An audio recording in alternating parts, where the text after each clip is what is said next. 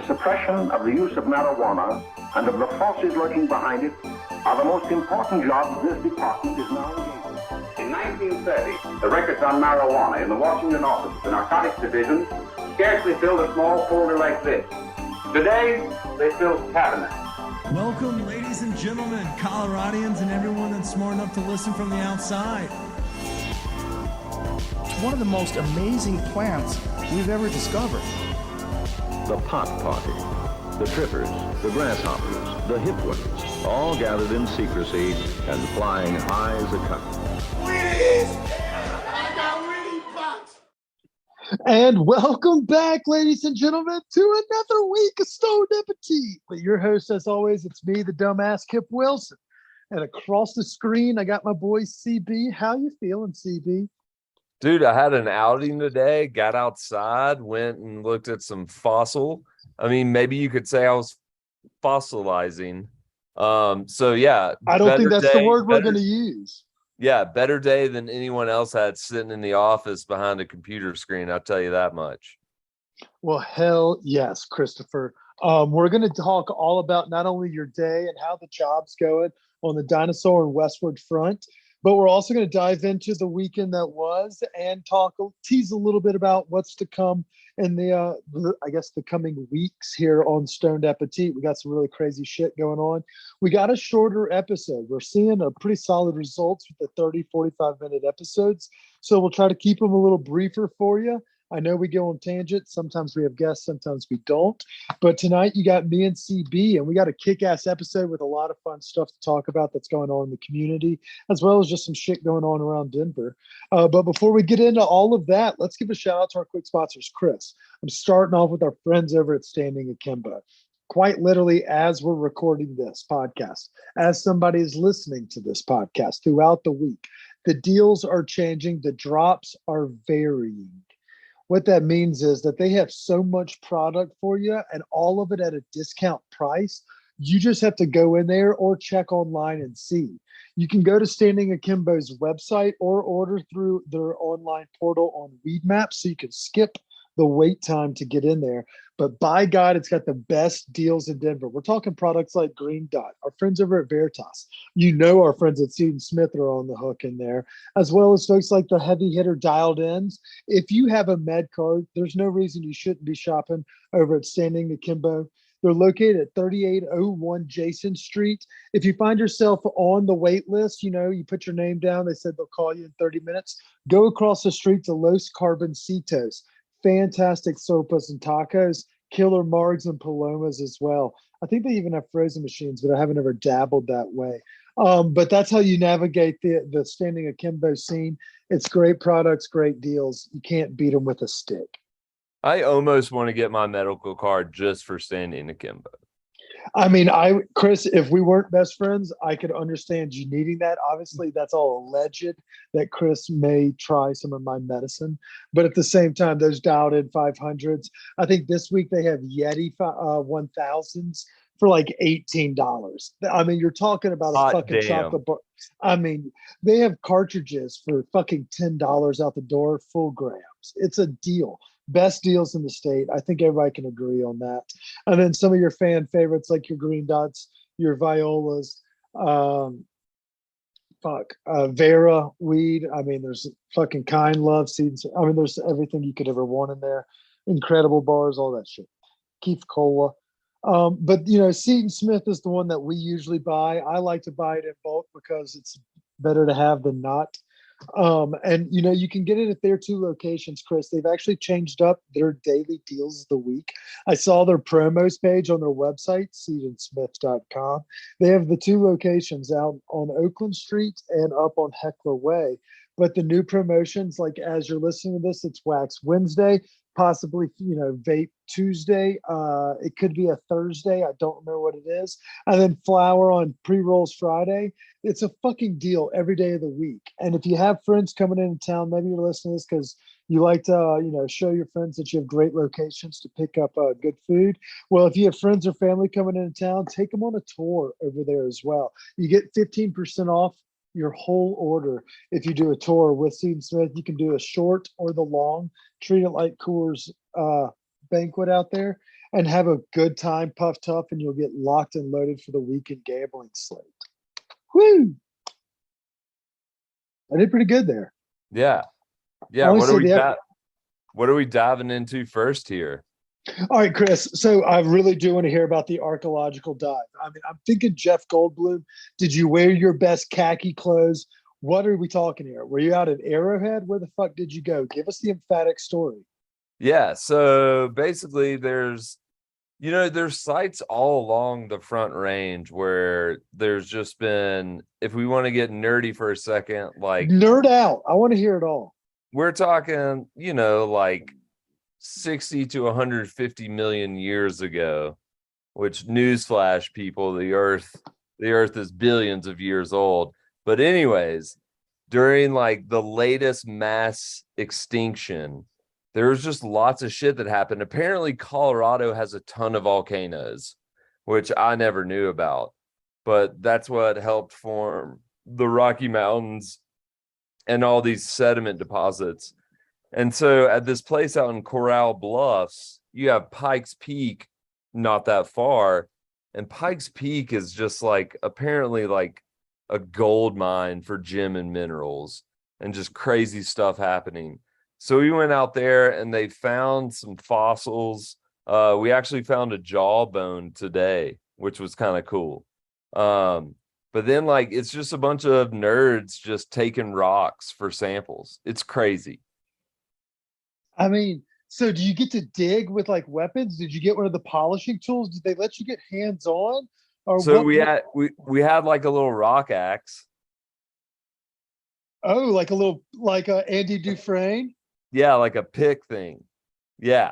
So like these like kind of what are they called? Carcretians are kind of like these mineral deposits that formed some of them around fossils, some of them around plants.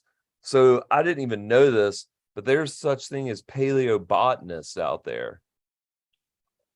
What is that?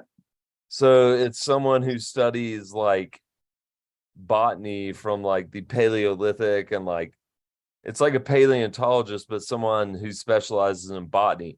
So there's That like sounds like a Ross Geller type job. yeah. So there's like in some of these sediments, you can see like fully formed like leaves. And these are from millions of years ago. And some of this information has helped them like kind of discover that transitional period that mammals underwent after mass extinctions. Because they have like some of the first sightings of legumes out there, which are beans. So very cool beans going on out there. And those were full of protein. And that's what helped mammals kind of grow and develop. It's wild. Like I do not know enough about paleontology or geology to be able to talk eloquently about it. But like listening to these guys talk on the trip down there was fascinating. And like, like for most of us, like we took earth science in what, 7th or 8th grade? I mean, I was a little advanced. I took it my second time in 7th grade. Nice. Well done, sir. I forgot you were probably in the AP track. Anyways, yeah, like that's the last little bit of earth science I ever knew. So this is just like earth science exploding. And yeah, it's wild. And they were like throwing off all these names and then also like the names of the time eras. Like I don't remember that shit. No, but nobody should expect like that's reminds you of like when teachers were like, you would never have a calculator in your pocket. You need to be able to do this. We never knew that we were like, who thought that was going to come back? Obviously when you were studying, Shakespeare in fucking England, nobody was like, oh, do you remember what you took in 8th grade science? You're going to possibly need that in a random job 20 years from now. Right. But I mean, it's just wild to think of like half the time, like these geologists are talking about, well, like we went to this one site to collect some volcanic ash and they were talking about these, like you can see in the rocks where they dug a little bit, there's like this layer of black and there's this like white strip that goes through it. And then there's another layer of black. And like basically when a volcano, it's an Oreo. Yeah, exactly. It is like an Oreo. And one of the paleontologists had an Oreo with him to show. But anyways, so that white line is like volcanic ash that fell. And this was probably a big like water basin that didn't really have much motion, or like it wasn't like a streaming river. So like that volcanic ash fell, and then rock and sediment fell on top of it. So it created this like layer of volcanic ash. And so what they were doing was they were taking off samples, and then they were going to send it to labs so they could date it. And like they're talking about how like they'll look at this shit with like lasers, and then like also like apparently volcanic ash, like once it's like solidified and mineralized, it like radiates like a light glow under UV light. So like they'll go to like a UV light testing lab and like test the sample.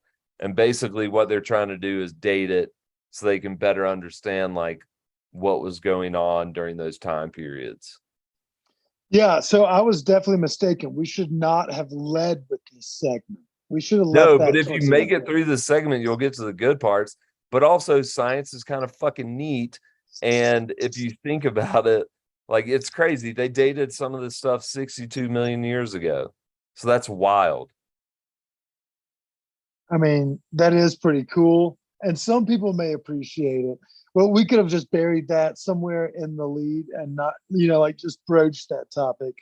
That's my apologies to the listeners that stuck it out through the first 12 minutes here. I was fascinated about it. Chris, I'm going to need to see pictures of this Oreo, this Earth Oreo. If you can go ahead and find those for us to post on the internet so people have a better understanding of what we're talking about. Because while we do have a great way of bringing the fine arts to to the casual nomenclature, we may have to get one of your coworkers to join us to talk about some science and some shit. Some rocks. Yeah, rocks, dinosaurs. I bet that guy would love to talk dinosaurs much more than our guests. Oh yeah, and apparently when they were talking about during like 150 million years ago, I was like, apparently that's what they say. The Earth is 150 million years old. It's older than that, but I don't believe it. Well, yeah, I mean, you're from Alabama. I can understand you questioning science in favor of your family and sister.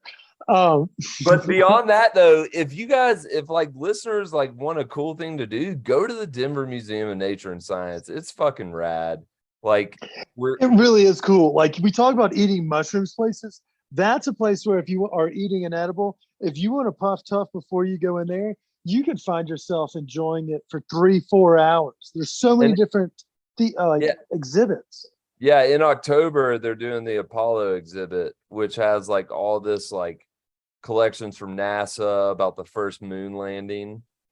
That would so Spielberg's props are in there. Yeah, they have like where we staged it, I mean, clearly that was a movie set. Hey, I mean, that's awesome that you still believe that we landed on the moon. You probably don't believe that George Bush did 9/11 either, but that's for another day. Let's dive into the other topics that we have on the docket for the weekend dinner. We have a big week of dinner. We had dinner last weekend. So yeah, let's do recap last week. We did Best Buy. No, Point Easy. Sorry, I was backwards. I had noise set. Well, we had talked about our trip to La Diabla last week. Oh yeah, so that was the birthday shark that heard around the world. Sweet. So we ended birthday celebration. Chris turned 37 or 6 or 8. And we did the last hurrah on Saturday at Point Easy, which is a new restaurant. It's been in the news for some personal things that happened, and it's the most heartbreaking story with somebody on their opening squad. I think one of the restaurant owners. Yeah, and it just is heartbreaking. But this is my first time to be able to go in and try the food. Holy shit, Chris. It blew me away. That rabbit, Pepperdale. Oh, that was so goddamn good. Dude, but not only that, though, like, I mean, the pork belly was really fucking good. Like that plum sauce on top of it was delicious. And the tomato,